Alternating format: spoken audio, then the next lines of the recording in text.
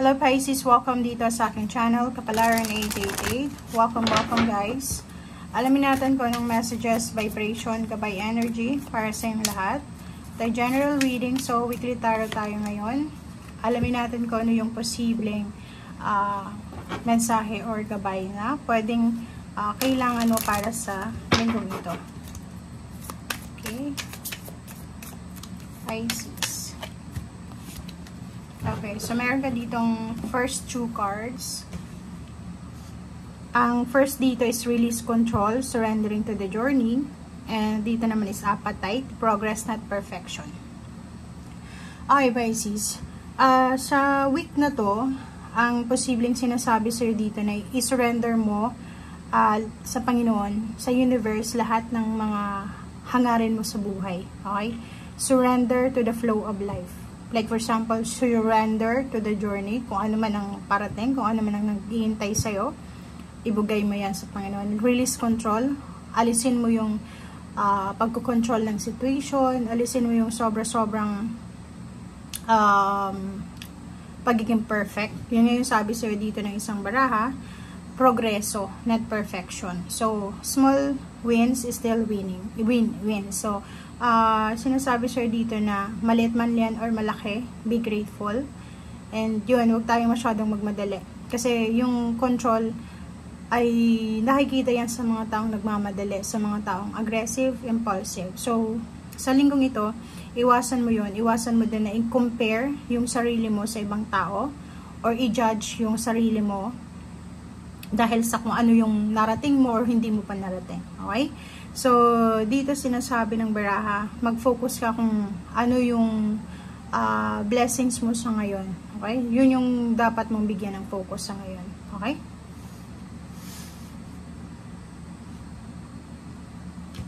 Okay. Pisces.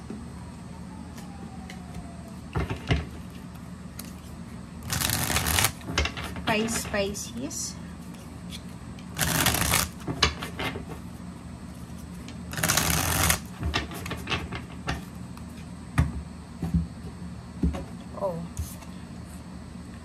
Seven of Swords. Nako. So, yun. Itong Seven of Swords is parang yun na nga. Sarili mo to eh. Like, for example, wag mong sasayangin yung pinagdaanan mo, yung lesson na nakuha mo for the past like few years or yung lesson learned mo. Okay? Dahil lang sa nagmamadali ka. Kasi parang Seven of Swords niyan, yung pagiging controlling sa sarili mo or sa ibang tao, ay posibleng nakawin yan kung ano yung blessings na meron ka sa ngayon. Like for example, di ba pag naging aggressive tayo, makakapag-decision tayo ng hindi naman natin pinag-iisipan, which is yung blessings na parating, paano yung darating sa atin kung nakapag-decision na tayo ng according lang sa gugustuhan natin. Okay?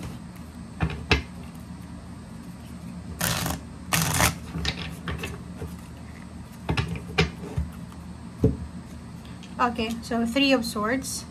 Nakikita ko sir dito mag-iingat ka kasi pwedeng sa linggong ito pwedeng masaktan ka dahil sa siguro sa isang tao or sa isang individual. Pwedeng Gemini siya na pwedeng i-backstab ka or pwedeng i-scam ka. So kailangan mong maging patient dito or umiwas ka, be careful.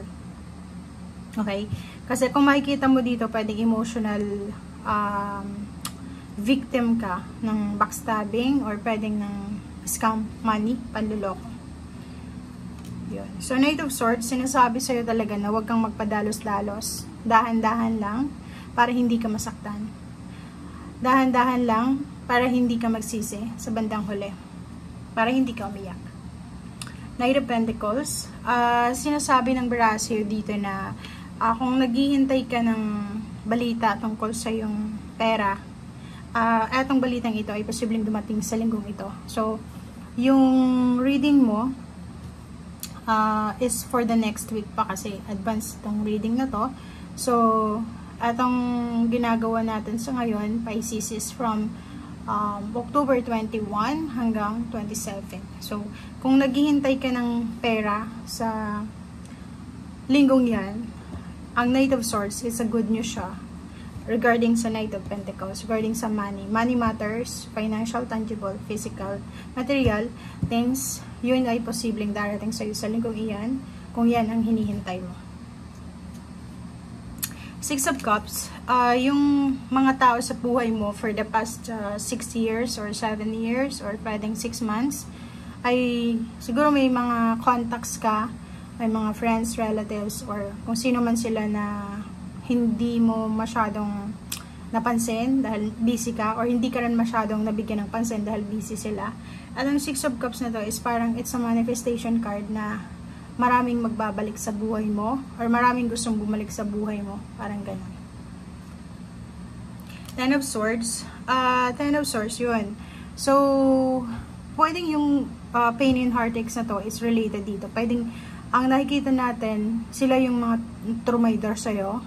Sila yung nanloko sa'yo. Sila yung naging source ng pain and heartaches mo for several months. It's either 6 months ago, 1 year ago. But, siguro sa linggong ito, makakapag-desisyon ka na i-let go. Hayaan na lang ang universe. And then, tanggapin yung healing, yung forgiveness and apology na posibleng ino-offer ng universe. Wow, the Star. Okay.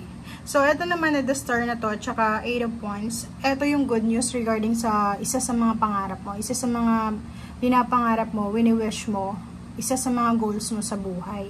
So, ikaw yung makakaalam niyan kung ano, kasi iba-iba kayo eh. So, if ever man, ano ba itong matagal mo nang pinapangarap? Ano ba itong goals mo, or ano ba itong focus mo ngayon? Especially ngayong bago matapos yung taon or this whole year ng 2024 na until now naghihintay ka pa rin, or pwedeng for the next few years. So, yung 8 of Wands is good news siya. Mabilis na balita, mabilis na information, mabilis na confirmation, clarity, balance, yin and yang, na posibleng darating sa'yo.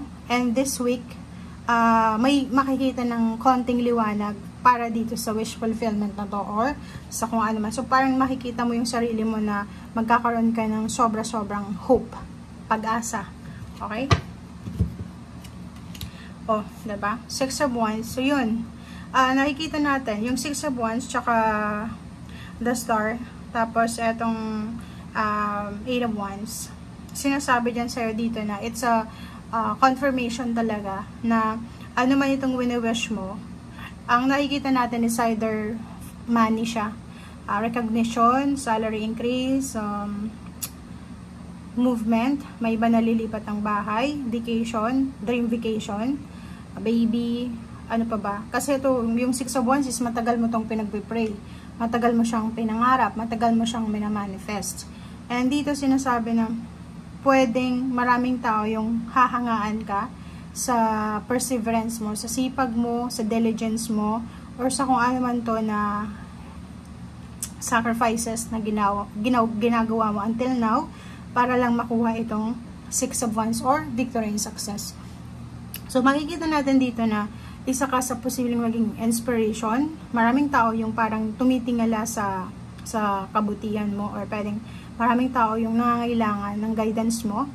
It's either isa kang doctor, isa kang healer, isa kang psychic, or pwedeng isa kang tarot reader, or isa kang kung ano man ang ginagawa mo na nakakapagbigay ng healing, emotional healing, physical and spiritual healing sa lahat ng taong tumitingala or na-inspire mo. 9 of Wands and 3 of Wands. So, ang nakikita ko siya dito, may iba lang. Pwedeng may iba sa inyo dito na medyo nakakaramdam sila ng pagod dahil sa sobrang paghihintay. Kaya lumabas yung 2 cards na to, yung unang 2 cards, para sabihin dito sa'yo, sa 9 of Wands mo na wag mong kontrolin yung situation. Kasi yung eto dito, tapos dyan, etong mga ibang barahan nagsasabi na kung ano yung hinihintay mo, darating sa'yo this week. Pero, since kahit pareho-pareho yung Pisces, pero kung iba naman yung star mo, so ibig sabihin, may iba sa inyo na minamanifest na mabuntis or ma-promote sa trabaho, makalipat ng trabaho, makapag-travel, pero wala pa rin. So, dito sinasabi na be patient, release control, okay? Huwag masyadong perfect. maging perfectionist sa linggong ito. Okay? Kasi yung 3 of Wands, pwedeng 3 months ka nang naghihintay, pagod ka na sa paghihintay, and at last, andito na. Parang, pwedeng 4 months, 3 months, 6 months ka nang naghihintay, and then sa wakas, nandito na kung ano man tong hinihintay mo. So, mabilis yung balita na to, na posibleng magbigay sa'yo ng empowerment, diba? Ng courage, ng stability and balance. And at the same time, magbibigay ito sa'yo ng boost sa confidence mo. Okay? Thank you guys and see you again. Bye!